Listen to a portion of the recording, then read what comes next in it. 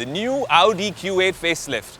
I think the simple philosophy with this one has been, if it ain't broke, don't fix it. It ain't broke. It's one of their best-selling cars, and it looks like $1 million. Progress through technology is what Audi believes in. But the sort of technology they believe in isn't in your face. It's just things that work consistently like a smooth criminal.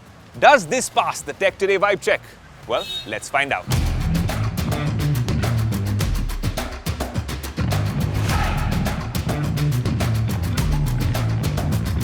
The first thing that stands out with this Q8 facelift is this new color.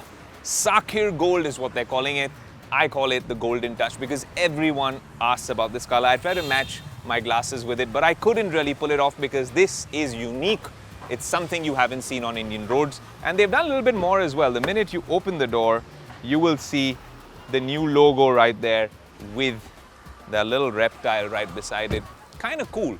Now this German beast sits on 21-inch wheels. We've got these red-colored brake calipers which give it a really cool look. And this Audi logo, look ma, it spins. It's a fidget spinner. Looks super cool as well, especially when you're driving the car. You can see that the front with a new bumper, this chrome detailing on the grille, and you have these dynamic swipe indicators right here. You also have laser lights for those high beams. Fantastic projection onto the road. But what's the tech like inside? What's the drive experience like? There's a few pros, there's a few hits, but there's also a few misses. Let's get inside.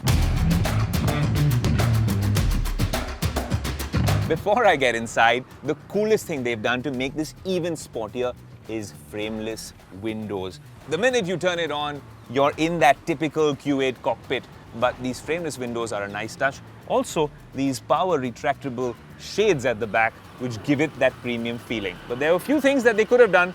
The first thing being ventilated seats. But let me vent a little bit more on the inside. Okay, I'm gonna turn down the vents a bit so it'll be a clear voiceover. This is a very familiar cabin in the Audi Q8 because over here you have a tri-screen layout, not like the Huawei Mate XT Ultimate. 3 screens in different portions. You have the instrument cluster right here, which gives you all the basic details. But in 2024, this does seem very minimalistic. It's very, very easy to use. That said, you'd want a little bit more animation, some more bells and whistles, even over here. You have this 10.1-inch and an 8.8-inch screen right here, but some would question why make this a screen when you could have just had buttons. A lot of brands are moving away from buttons, but when you have buttons and you make them haptic, it is reassuring to use very often. That said, it takes some getting used to. You look at this button right here, which is quite reassuring, something that we used a lot even when I was in Finland driving Audis on ice. You have these drive modes. Now, pretty simple here with off-road efficiency, comfort, auto dynamic. It's very refreshing to drive an SUV with such a good suspension, and also the fact that it has brilliant ground clearance, really adapting to some of these conditions. So using these screens and clunky haptic buttons with feedback can take some getting used to, but yes, it gets the job done. Plenty of storage space everywhere. USB-C over here, and then a little bit of storage for you to place maybe a cup over there. You have a very sporty gear lever, which gives you PRND and the sport mode, electronic brake here. Now, if you open the center console, you have 2 USB-C ports here. Not much space for storage. You have a wireless charger, which takes a couple of seconds to really get your phone charging. But you'll notice that I have a USB-C wire attached here. It's like I've gone back to the Stone Ages. That's not because I want to charge my devices. That's because there is no wireless Apple CarPlay or Android Auto in this car. And I think that is a big miss in the Audi Q8. If you actually want to use Android Auto or Apple CarPlay wirelessly, you got to plug it in and then in a couple of seconds it comes on, which is not a big deal. But now that you're getting wireless CarPlay and Android Auto in most cars, this is a big miss for a car which costs nearly 1.2 crores. But then I want to get back to what really works. What works is the fact that this is particularly smooth when you're driving it on the highway. Once you get the hang of the cabin, it's incredibly comfortable. And the fact that they managed to make the design really stand out with the color, the edges, the cuts, it definitely grabs a lot of attention on the way as well. Okay, I'm going to take you guys for a little bit of a spin just to see how the car drives. But two things I want to mention before that. There are no ventilated seats in this car, which is a big miss. But if you are experiencing good weather wherever you are in the world, it does come with a panoramic sunroof, which opens all the way to the back, at least for the good views. And then you can also open it for some fresh air. Another aspect of capturing your senses is sound. So when you're talking about cabin insulation, once this is shut, it is absolutely stellar for a car at this price point.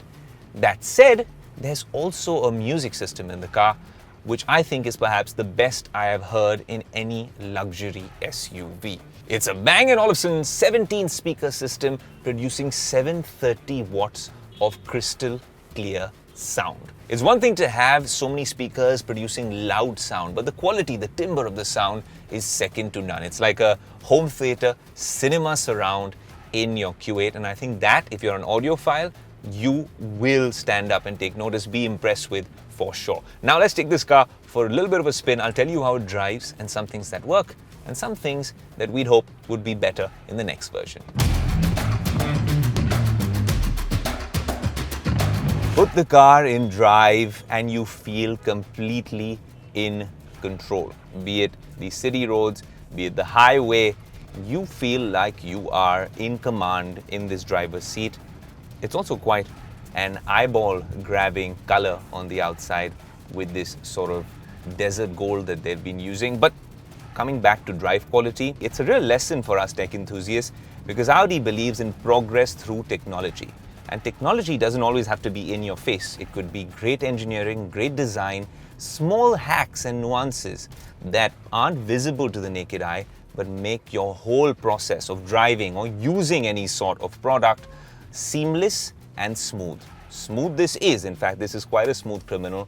It takes the bumps seamlessly. You can't feel them in the cabin. Cabin insulation is fantastic. You can't hear the unwanted sounds. And most importantly, Audi has managed to strike that fine balance between driving pleasure and comfort. So this is a car where if you're going out with family, plenty of boot space, but then if you're on the highway, it has a V6 3-liter engine, 0 to 100 in 5.6 seconds. You have these paddle shifters which ensure that you can accelerate and overtake someone when you need to.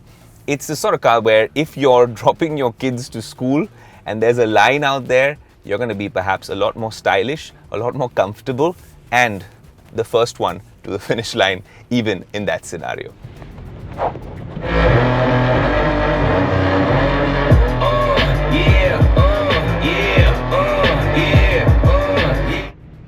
So one thing that is absolutely undisputed is the music system in this car. Perhaps the best I have ever heard in any car. It's a Bang & Olufsen 17-speaker system, over 730 watts of output. It's like a cinema, surround sound, a live concert in your car. This has to be said. So this is what I'm talking about. It doesn't have to be technology and engineering in your face. It just has to be consistent, it has to be top-notch, and it has to give you that output. That refinement is definitely there when it comes to driving an Audi Q8. Like I said at the start of the show, if it isn't broke, don't fix it.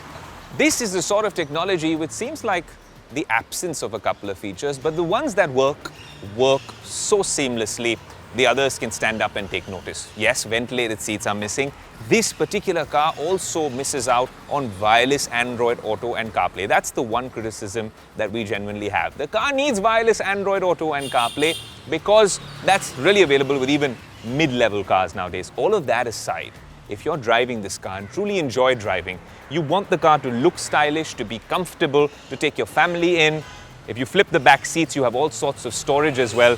This is a formidable car. I never understood what the fascination with those four rings was all about. People choose Audis religiously, even over BMWs and Mercedes. I think that's because if you've owned an Audi, you never go back. I've driven these in the most extreme conditions, on thin ice, literally in the middle of Finland, in the peak of summer as well.